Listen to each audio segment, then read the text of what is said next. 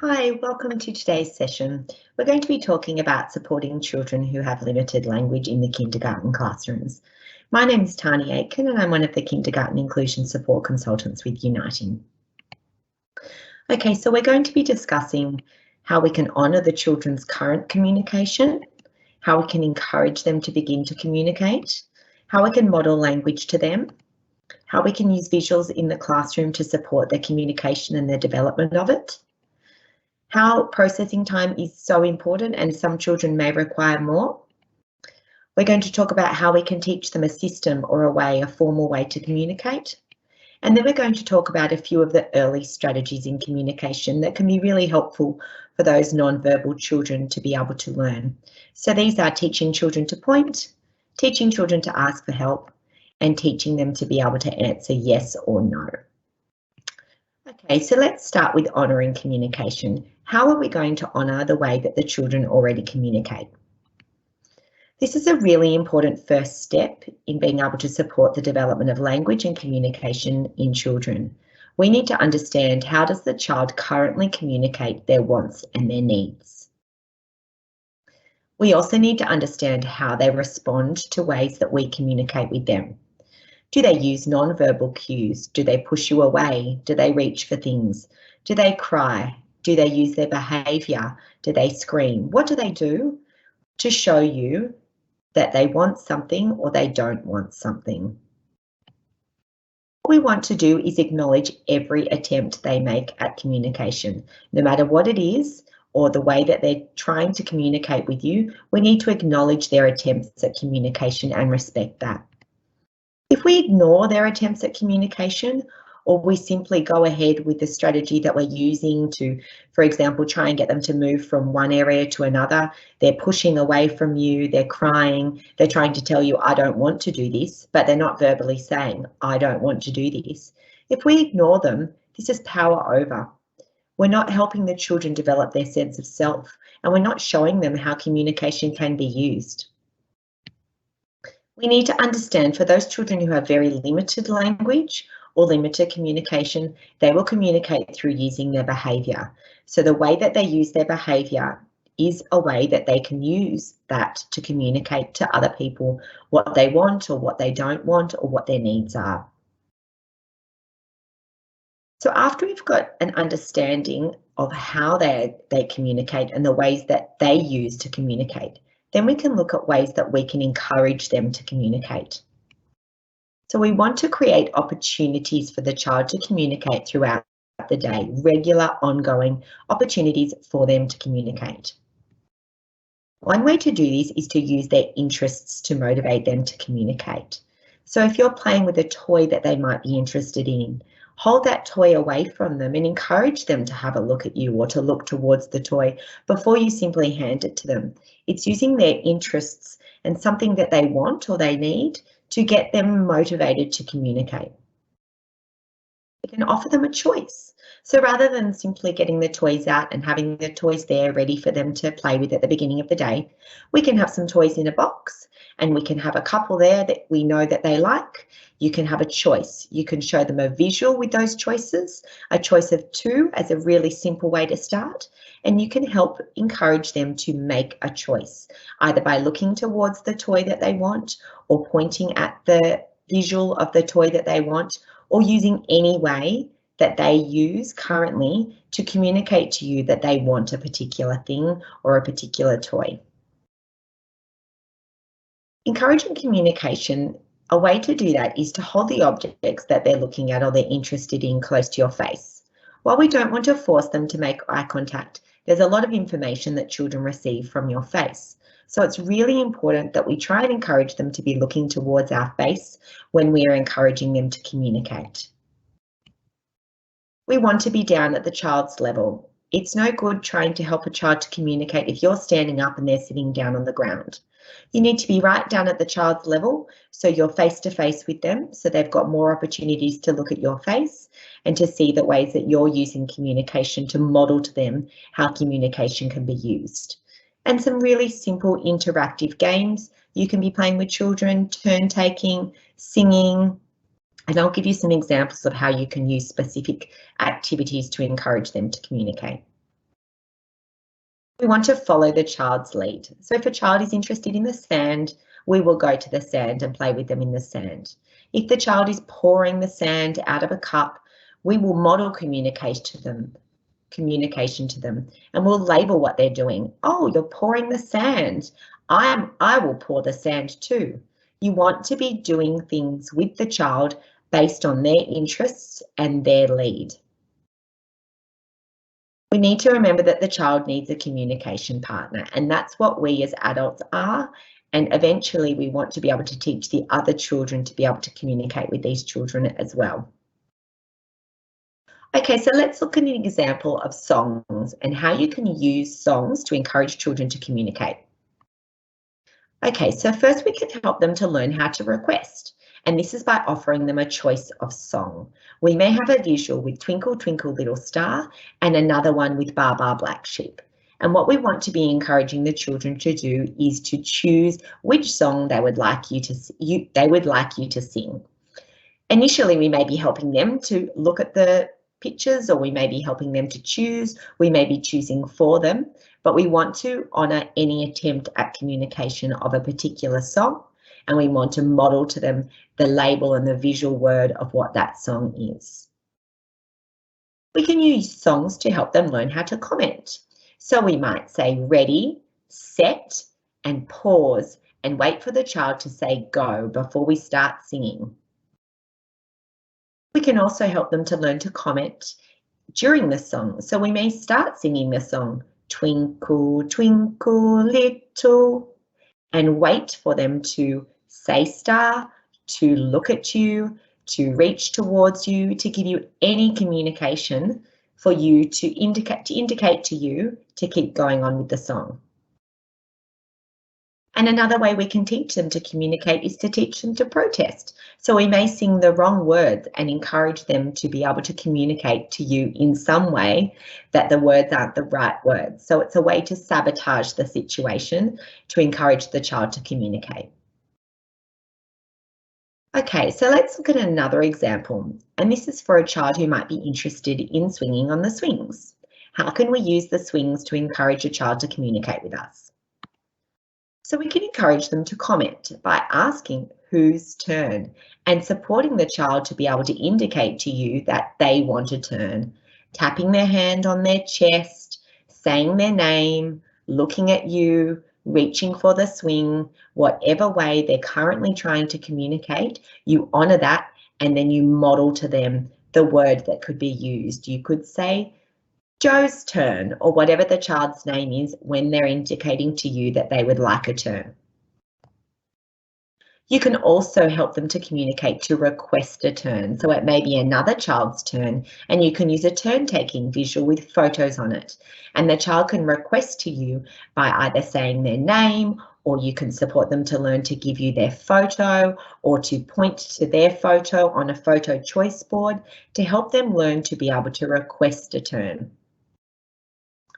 We can also get them to comment during the activity of going on the swings. So similarly to what we did with the singing, we can use commenting for ready, set, and we can pause when we're pushing them on the swing and wait for them to communicate with you in some way that they're interested or they want you to keep pushing them. We can stop pushing the swing in the middle of swinging time, and we can wait for them to indicate to you that they want you to continue pushing. And this is using their interests or their motivator to encourage them to communicate. And this is for a child who you know likes going on the swings and likes to be pushed on the swings. This example can be alternated for any other activities that a child might be interested in. Okay, so what do we do when the child doesn't respond to our attempts at encouraging them to communicate? So we can increase wait time. Some children need a longer amount of time to process, and they might need a little bit longer to be able to communicate or to attempt to communicate with you. We can increase the visual cues. The research shows that visual cues support the development of language. So if we compare a visual with a spoken word, we're giving the children opportunities to understand the communication in a multimodal way, in a visual way, but also in a verbal way to support the development of their language and their communication. We can simplify the language or break it down. So we can use the key words, or we can break it down into parts of the instruction if the child is not appearing to understand or respond or attempt to communicate. Okay, so how are we going to model language to children who have limited language or who are non-verbal? So we need to simplify our language. We need to use key words and not complex long sentences for children. Otherwise, the meaning or the key information will be lost in the sentence. You can use your tone of voice and change that to indicate sad or happy or more or encouraging them to look at you. You can use your tone of voice in a variety of ways. You can model language by labelling what the child is doing, what the child is wanting, or what the child might be feeling based on your observations. We can ask them a yes/no question, something that we know the answer for, and we can then model the response to them. We can also use self-talk. So we talk about what we're doing in a very simplified way to model to them how language can be used. Okay, so how are we going to look at using visuals in the classroom? We want the classroom to be visual rich. We want to use visual supports in as many ways as possible. We want these visuals to be easily accessible. We want them not only to be accessible to us as educators, but also for the child. If we're teaching the child to use visuals to communicate, they should be able to access those visuals at all times to use them if they choose to communicate. The visuals provide that multimodal level of communication, as I mentioned before. It gives them the verbal cue when you give that to them, but it also shows them visually what you're asking or what you're trying to teach them. It can help children with their receptive understanding, so understanding what it is that you're asking, what you're requesting, what you're modelling, or what you're showing. It also allows children more time to process. It gives them something to refer back to. So if you give them the verbal cue or the verbal word, or you speak and you say something to them verbally, once that word has said, it's over, it's gone. There's no reference point. If you've got a visual cue that supports what it is that you've said verbally, it gives them more time to process and to understand what it is that you're communicating to them. Visuals can also help us break down tasks into smaller steps and teach those steps one at a time. And again, it's something that children can refer back to. So it helps us to be able to communicate to children what they're supposed to do in certain situations by showing them visually breaking down the task into smaller steps. Okay, so allowing processing time is really important for children.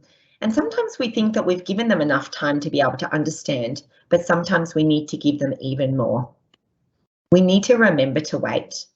Once we have a bit of an understanding about the processing time of individual children, we need to take note of that, and all educators should be aware if children have a longer processing time. We support that processing for children with a visual, and that's particularly important for children who have sensory processing disorder, who may not have heard what it is that you've said, or may be distracted or consumed by other sensory information, so they haven't been able to hear the verbal word. So what we want to do is to teach them a system or a formalised way to communicate. First, children use communication to control another person's behaviour. They use it to request something, to protest or tell you that they don't want something, or to satisfy their own physical needs, such as eating or toilet or wet or cold. At a minimum, we want to teach children to be able to communicate to refuse something, to be able to request something that they want, to be able to socially interact with others, and then receive and share information. The ideal situation is having a speech therapy involved and collaborating with a speech therapist around an individual development of a plan, a system, and the goals for those, which are being worked on at home, with the speech therapist and at the kindergarten.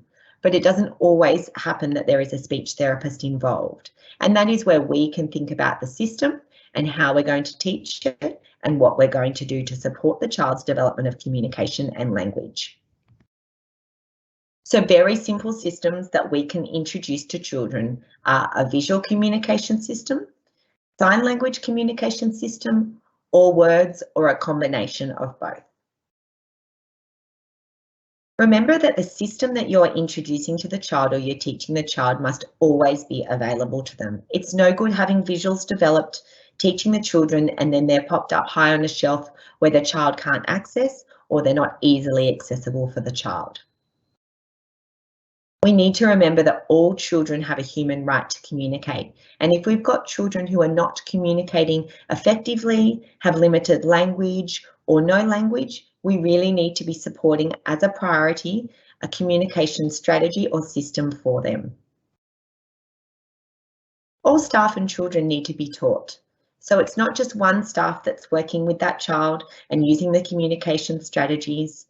All staff need to be taught, all staff need to be consistently using the same communication strategies, and the children need to be taught. The child needs to be supported to be able to interact, socially interact with other children, and that requires the other children knowing how to communicate with this child. Like language development for babies who are immersed in verbal language when they're young and they're growing and developing, we need to immerse the child in the system. We need to make it visual rich. We need to use visuals or sign language or the words, the keywords. We need to use them regularly throughout the day, regular opportunities to teach the child so they're immersed in this system. Okay, so one early strategy you may consider for children to help them to be able to communicate is teaching children how to point. So children may currently use dragging or leading you by the hand instead of pointing when they want something. Teaching children to point is a standardised way to communicate to everyone so that everyone can understand. What we want to do first is we want to model pointing. So we as the educators, we want to point to things throughout the day and model to them pointing as a strategy to communicate. We need to remember that the child needs to be supported to look at the adult's face or make eye contact or look towards an adult when they're learning how to point. It's no good if a child learns how to point and stands over on one side of the room pointing at something but doesn't engage or interact with an adult to get their attention to then show them what they're pointing. So this needs to be a part of teaching children to point. What we can do first is we can offer something to a child and then we can wait. If they don't point, we then gently mould their hand and model to them how to point to what it is that they want. Using something of interest to the child, something that you know they want, is where you would start with teaching them to point. All adults must use this strategy consistently. So if this is a goal that you're going to implement for your child who has limited language or who is non-verbal, it needs to be something that all adults are using and modelling to the children and supporting them with throughout the day. Children may need some fine motor support, so the actual hand manipulation to be able to form it into a point may be challenging for some children who have some fine motor difficulties. So you may need to incorporate fine motor activities and strategies into your program if a goal that you're implementing is teaching children how to point. Another early communication strategy that can be helpful for children is teaching them to ask for help. So this can prevent the build-up of frustration and anxiety when a child needs help but doesn't know how to ask. So we need to first of all identify behaviours that the child may be currently engaging in that might be inappropriate attempts to help. It could be throwing something, it could be hitting another child, it could be yelling, it could be crying, it could be running up and down. Whatever it is that that child is doing currently that might be an inappropriate attempt really when what they want or what they need is help.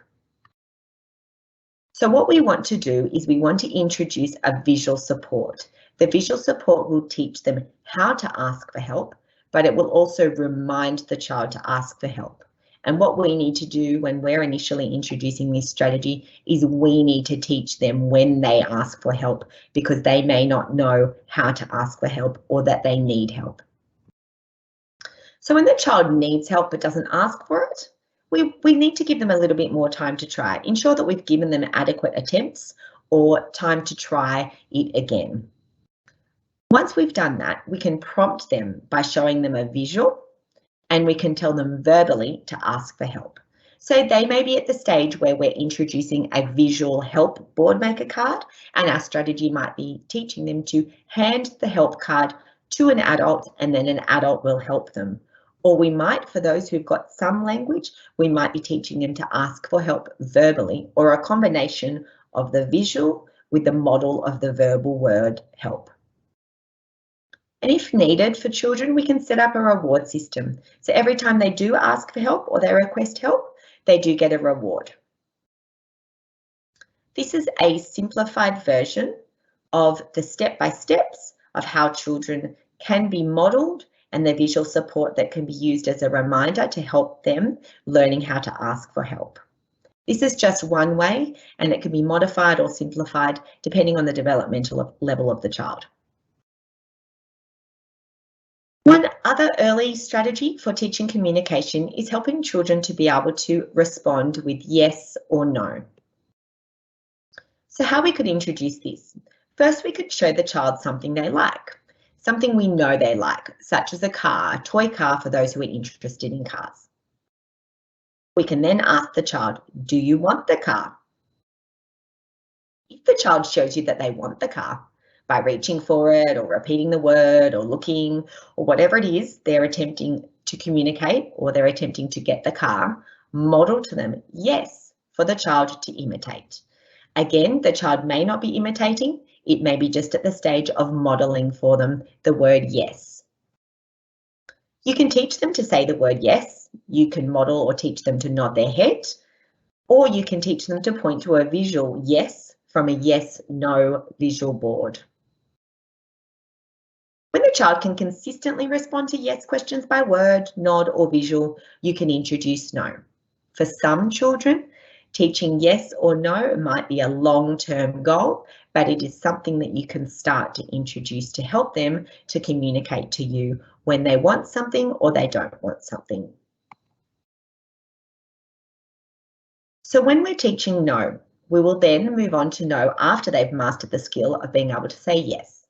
So we offer something to the child that they would answer no to. For example, dolls. You know that they don't like the dolls. They're interested in cars. They're not interested in dolls. Do you want the doll? Then you wait for them to push away or not look or show or indicate to you some way that they don't want the doll. They may not indicate to you that they don't want it. They may just show indifference. You might model to them no. You can support them with the verbal no, the shake of their head, or pointing to the no on the no visual choice board. You will then model to them, you will say no, no doll, and then you switch back to the car or the toy that they like, and then you will ask them, do you want the car? And you will model them and support them with the yes. Once the child is consistent with the yes and the no, the idea is that you'll fade the prompting so then they can start to respond yes or no without you prompting them to do it. Okay, so these are just some early strategies, some beginning ideas of how you can encourage non-verbal or children with limited language to in ways to how to communicate. So let's remember, we need to honour their communication system. We need to honour every way that they currently are communicating with us and not ignore or power over their attempts at communication. We need to encourage communication, we need to model it, and we need to create opportunities for the child to communicate based around their interests. We need to model the language. We need to have opportunities to model what the child is doing, what we are doing, and any simple keyword language that they can use to begin to learn to understand how communication can be used. And we want to use visuals. We want our environment to be visual rich, and we want our verbal word to be supported with a visual cue as well. We need to allow processing time. So for some children, they need extra processing time to what other neurotypically developing children will need. Thank you very much for your time today, and I look forward to any questions.